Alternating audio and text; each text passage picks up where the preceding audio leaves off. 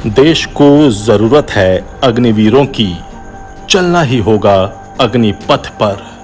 कुछ राजनीतिक बाजों और आंदोलनजीवियों ने तलाश लिया है विरोध का अवसर। पीएम पर देश को भरोसा, सामने आएं और अग्निवीरों से संवाद करें।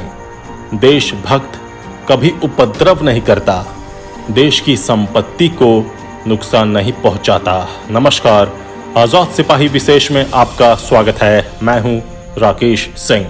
जब आप देश की सड़कों पर सुबह सुबह निकलते हैं तो कई युवा सेना की भर्ती की तैयारी के लिए उन सड़कों पर दौड़ लगाते मिल जाएंगे। पसीने से तरबतर इन युवाओं का एक ही लक्ष्य होता है, कैसे एक दिन आर्मी की वर्दी पहनकर देश की रक्षा कर देश का मान बढ़ाएं। दौड़ लगाने की ये परंपरा सदियों से चली आ रही है, लेकिन इनमें से कई युवा ऐसे भी होते हैं जो दौड़ते दौड़ते हार जाते हैं और उनके सपनों को पंख नहीं लग पाता। उनकी सेना में चयन होने की लालसा धरी की धरी रह जाती है। थक हार कर उन्हें खेती बाड़ी, छोटे मोटे रोजगार और यहाँ तक कि अपना गुजारा करने के लिए 18 से 25 साल के इन युवाओं को गांव मोहल्ले में जाकर मोबाइल का सिम कार्ड बेचने को मजबूर होना पड़ता है। मतलब इतनी मेहनत करने के बावजूद इनका भविष्य अंधकार की उस काली खाई में समा जाता है, जिससे निकल अपना भविष्य गढ़ पाना उनके लिए मुश्किल हो जाता है। कई युवा डिप्रेशन का शिकार हो जाते हैं तो कई युवाओं में नकारात्मकता इस कदर घर कर लेती है कि वे दिशाहीन हो जाते हैं। ऐसे युवाओं को राह दिखाने के लिए, सशक्त बनाने के लिए ही भारत सरकार ने अग्निपथ योजना को लॉन्च किया है। 17.5 साल की उम्र से लेकर 21 साल तक के युवा इस अग्निपथ स्कीम के जरिए सेना में शामिल हो अपने करियर को उड़ान दे पाएंगे। हालांकि देश के कुछ राज्यों में इस अग्निपथ योजना का बड़े पैमाने पर विरोध भी शुरू हो गया है। विरोध के क्रम में कुछ राज्यों के युवा हिंसक आंदोलन कर रहे हैं। ट्रेनों में आग तक लगाई जा रही है। 2 लोगों की मौत की भी सूचना है। जाहिर है देश के कुछ राजनीतिक दल इन युवाओं को अब हवा भी दे रहे हैं और उन्हें आंदोलन के लिए भड़का रहे हैं। ये चिंतनीय है। इसमें कोई दो राय नहीं कि अग्निपथ योजना हर दृष्टि से लाभकारी है। 10वीं 12वीं पास के छात्रों के लिए एक सुनहरा अवसर प्रदान करती है, लेकिन ये योजना अब राजनीति की बलि चढ़ती दिख रही है। तो इसके पीछे यही कारण समझ में आता है कि इस योजना को लागू करने से पहले युवाओं से संवाद स्थापित नहीं किया गया, योजना के बारे में बताया नहीं गया, जिससे राजनीतिक बाजों और आंदोलनजीवियों को अपनी राजनीति चमकाने का मौका मिल गया। लोकतांत्रिक व्यवस्था में किसी भी योजना के बारे में प्रचार करने का सबसे बड़ा अस्त्र संवाद ही होता है।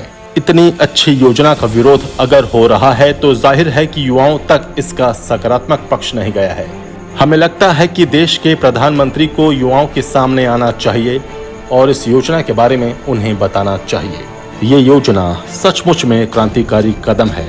जाहिर है युवा अगर एक बार समझ जाएंगे तो हमारे देश को आगे बढ़ने से कोई नहीं रोक सकता। युवाओं को ये बताने की जरूरत है कि ये योजना क्यों, जिस प्रकार से विश्व में अशांति और युद्ध का माहौल बन रहा है, उसके मद्देनजर भी आज देश को सैन्य शक्ति बढ़ाने की जरूरत है। दशकों से भारत की ये जरूरत भी रही है कि यहाँ हर घर में एक सैनिक तैयार हो जो जरूरत पड़ने पर अपनी मातृभूमि की रक्षा के लिए हर पल तैयार रहे।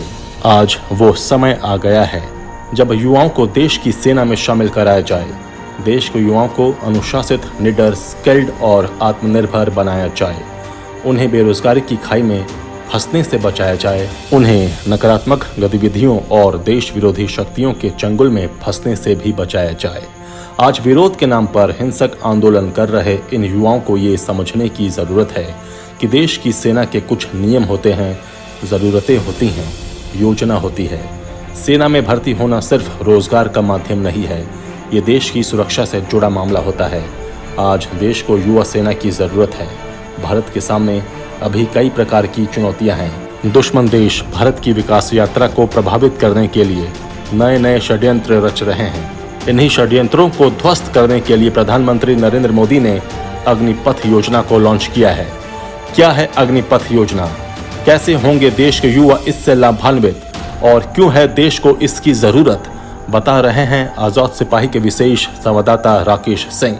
एक वक्त था जब भारत सोने की चिड़िया कहलाता था। उसके बाद धीरे धीरे उसके पथ में कई प्रकार की चुनौतियों ने जन्म लिया। कभी भारत को इस्लामिक आक्रांताओं का सामना करना पड़ा तो कभी अंग्रेजी ताकतों का। इन सभी ने भारत को इतना लूटा और शोषण किया कि सोने की चिड़िया कहलाने वाले इस देश में कई तरह की समस्याओं ने जन्म लिया। समस्या इतनी विकराल हो गई कि यहाँ के लोग आपस में ही लड़ने लगे। देश का विभाजन तक हो गया। भारत की राह कभी आसान नहीं रही। उसे हमेशा अग्निपथ पर ही चलना पड़ा। लेकिन आज देश बदल रहा है। आज देश फिर से अपनी खोई प्रतिष्ठा को वापस हासिल करने की दिशा में आगे बढ़ रहा है। आज भारत की पहचान विश्व पटल पर मजबूत और विकासशील देश के रूप में हो रही है। आज का भारत नया भारत है। आज का भारत पलटवार भी करता है। दुश्मन देश के घर में घुसकर उसे जवाब भी देता है। आज भारत की सेना का मनोबल भी काफी हाई है। आज भारतीय सेना आधुनिक अस्त्र शस्त्र से सुशोभित है।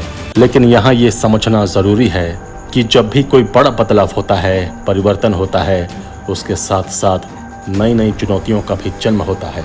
उदाहरण के तौर पर जब देश कोरोना से लड़ रहा था तब किसी ने ये उम्मीद नहीं की थी कि भारत कोरोना से लड़ने के लिए अपने सुरक्षा कवच का निर्माण खुद कर लेगा, यानी भारत खुद ही कोरोना के टीके का निर्माण कर लेगा। ये बड़ा बदलाव था। लेकिन यहाँ भी चुनौतियों ने पीछा नहीं छोड़ा। लोग पहले तो इस टीके से डर रहे थे। कई प्रकार की अफवाहें भी फैलाई गईं, लेकिन अंत में क्या हुआ? अंत में लोगों ने भरोसा किया कि भारत अब उस लायक है जो महामारी की सफल वैक्सीन का निर्माण भी कर सकता है। आज भारत के लगभग सभी लोगों ने इस सुरक्षा कवच को अपनाकर अपनी जिंदगी को बचाया है। लेकिन देश के सामने एक बड़ी चुनौती भी है। ये चुनौती दुश्मन देश पेश कर रहे हैं और इन चुनौतियों से निपटने का एकमात्र हथियार है सैन्य शक्ति का मजबूत होना। इसी को ध्यान में रखकर अब युवा सैन्य शक्ति की जरूरत महसूस हो रही है। इसलिए मोदी सरकार ने अग्निपथ के रूप में एक बड़ा कदम उठाया है। इस योजना का उद्देश्य नौकरी रोजगार के साथ साथ दुश्मन देश को ये मैसेज भी देना है कि अब भारत में घर घर में सेना है।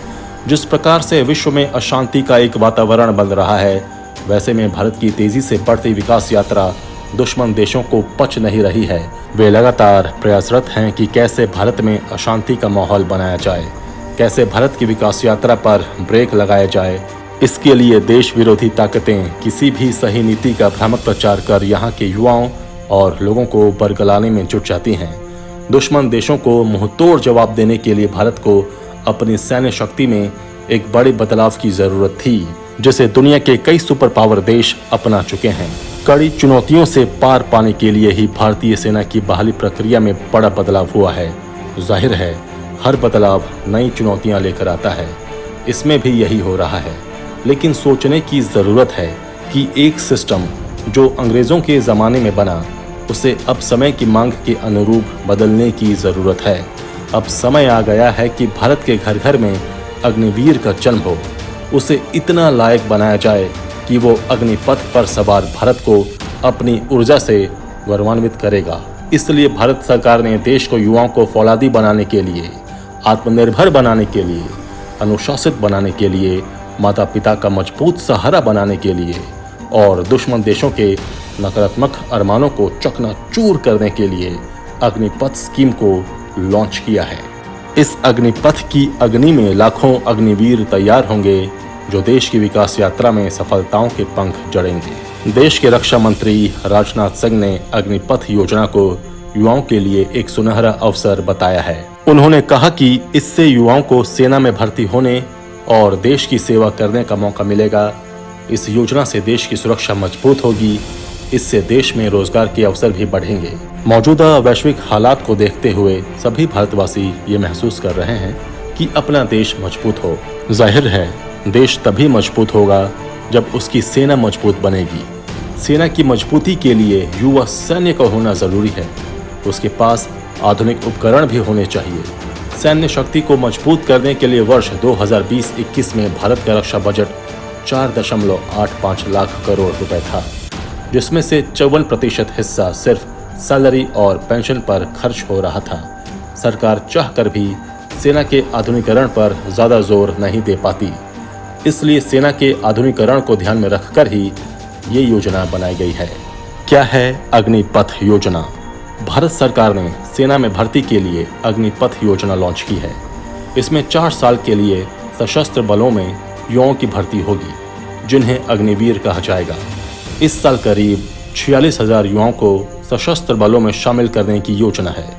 अग्निवीरों की उम्र 17.5 से 23 वर्ष के बीच होगी। इस योजना के मुताबिक सैनिकों को 6 महीने की मिलिट्री ट्रेनिंग दी जाएगी। पहले साल 30,000 प्रति माह की सैलरी मिलेगी, दूसरे साल 33,000, तीसरे साल 36,500 और चौथे साल 40,000 सैलरी मिलेगी। साथ में नियमानुसार राशन, वर्दी और यात्रा भत्ता दिया जाएगा। योजना के मुताबिक भर्ती हुए 25% युवाओं को सेना में स्थायी काडर के रूप में शामिल किया जाएगा। बाकी 75% को नौकरी छोड़नी पड़ेगी। अग्निपथ योजना से देश और युवाओं को क्या होगा फायदा? जिन युवाओं को 4 साल के लिए सेना में भर्ती किया जाएगा, उनमें से 25% युवाओं को सरकार वापस रिटेन कर लेगी, यानी परमानेंट करेगी। ये युवा सेना में ही अपनी सेवाएं देते रहेंगे। 75% जो युवा सेना से नौकरी करके निकलेंगे, उनके पास सेना में काम करने का अच्छा खासा अनुभव होगा और सेवा निधि के तौर पर लगभग 12 लाख रुपए की जमा पूंजी होगी। अग्निपथ स्कीम से युवाओं के लिए अवसर बढ़ेंगे। आने वाले समय में मौजूदा से 3 गुना भर्तियां बढ़ेंगी। केंद्र सरकार अग्निवीरों को अलग अलग नौकरियों में प्राथमिकता देगी, जैसे CAPF, असम राइफल्स और भी दूसरे राज्यों की पुलिस की भर्ती में भी इन्हें प्राथमिकता दी जाएगी। अग्निवीर को सेना की नौकरी के दौरान तकनीकी ट्रेनिंग, डिप्लोमा या आगे पढ़ाई के मौके दिए जाएंगे, जिससे उन्हें कॉरपोरेट जगत में जगह हासिल करने में आसानी होगी। रक्षा मंत्रालय इसके लिए कई बड़ी कंपनियों से संपर्क कर रहा है। सेना में ज्यादा से ज्यादा युवाओं को देश की रक्षा करने का अवसर मिलेगा।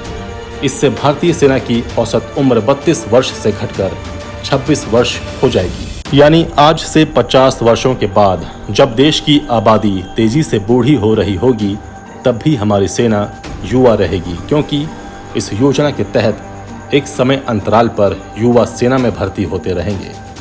सरकार अग्निवीरों को कौशल प्रमाण पत्र देगी। उसके आधार पर अग्निवीरों को बैंकों से आसानी से लोन मिल पाएगा, जिससे ये अपना व्यवसाय शुरू कर सकेंगे और प्राइवेट क्षेत्र में भी इनके लिए ढेर सारी नौकरियां होंगी, क्योंकि ये अग्निवीर सेना में काम करने की वजह से स्किल्ड होंगे, इनकी क्षमता अधिक होगी। जो अग्निवीर 10वीं कक्षा के बाद ही सेना में भर्ती हो जाएंगे, उन्हें सरकार सेना में नौकरी के साथ एक स्पेशल कोर्स के तहत 12वीं कक्षा की पढ़ाई करने का मौका देगी और उन्हें स्किल प्रोग्राम से भी जोड़ा जाएगा। 25 साल की उम्र पेंशन की उम्र नहीं होती। इस देश के लिए ज्यादा जरूरी क्या है? सरकार 25 साल के युवा को 4 साल की नौकरी के बाद पेंशन दे, या पेंशन का ये पैसा सेना के आधुनिकीकरण और नए हथियारों की खरीद पर खर्च करे। वर्ष 2020-21 में भारत का रक्षा बजट 4,85,000 करोड़ रुपए था। इसमें से 54% हिस्सा सिर्फ सैलरी और पेंशन पर खर्च हो रहा था। इससे सरकार चाहकर भी सेना के आधुनिकीकरण पर ज्यादा जोर नहीं दे पाती थी। इसलिए ये योजना सेना के आधुनिकीकरण को ध्यान में रखते हुए बनाई गई है, जिसमें युवाओं का भी फायदा है। उनके लिए बेहतर प्लेटफॉर्म की योजना है।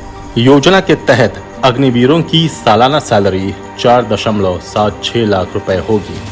चौथे साल में ये सैलरी बढ़कर 6.92 लाख रुपए हो जाएगी। इसके अलावा रिस्क और हार्डशिप पैकेज अलग से दिया जाएगा। सेना में 4 साल की सेवा पूरी करने के बाद करीब 11.7 लाख रुपए एक मुश्त ब्याज समेत दिया जाएगा। यह पैसा इनकम टैक्स के दायरे से बाहर होगा। सेवा के दौरान कोई जवान शहीद होता है तो उसके परिवार को पूरा इंश्योरेंस कवर मिलेगा। शहीद के परिवार को सेवा निधि समेत लगभग 1 करोड़ रुपए दिए जाएंगे। इसके अलावा शहीद की बची हुई सेवा की पूरी सैलरी भी परिवार को मिलेगी। सेवा के दौरान अगर जवान दिव्यांग हो जाए तो दिव्यांगता के प्रतिशत के हिसाब से करीब 44 लाख रुपए मिलेंगे। सेवानिधि के अलावा बची हुई सेवा काल की पूरी सैलरी भी जवान के परिवार को दी जाएगी। उत्तर प्रदेश, मध्य प्रदेश और हरियाणा की सरकारों ने अग्निवीरों के लिए अलग से नौकरियों में छूट देने का आश्वासन दिया है। अग्निपथ स्कीम को लेकर उत्तर प्रदेश, मध्य प्रदेश, आसाम, हरियाणा सरकारों की ओर से अग्निवीरों के रिटायर होने के बाद उन्हें सरकारी नौकरी में प्राथमिकता दी जाएगी। सेना के रेजिमेंट सिस्टम में किसी तरह का कोई बदलाव नहीं होगा। यह सिस्टम और मजबूत होगा क्योंकि सबसे अच्छे अग्निवीर चुनकर अलग अलग यूनिट में भेजे जाएंगे। दुनिया भर में ज्यादातर सेनाएं युवाओं पर ही निर्भर है। अग्निवीर योजना के जरिए युवा और अनुभवी लोगों के बीच 50-50 का अनुपात बनाया जाएगा। आजाद सिपाही के विशेष में अभी इतना ही। आप हमारे इस YouTube चैनल को जरूर सब्सक्राइब करें। आप हमारे Facebook पेज को भी जरूर फॉलो करें। धन्यवाद।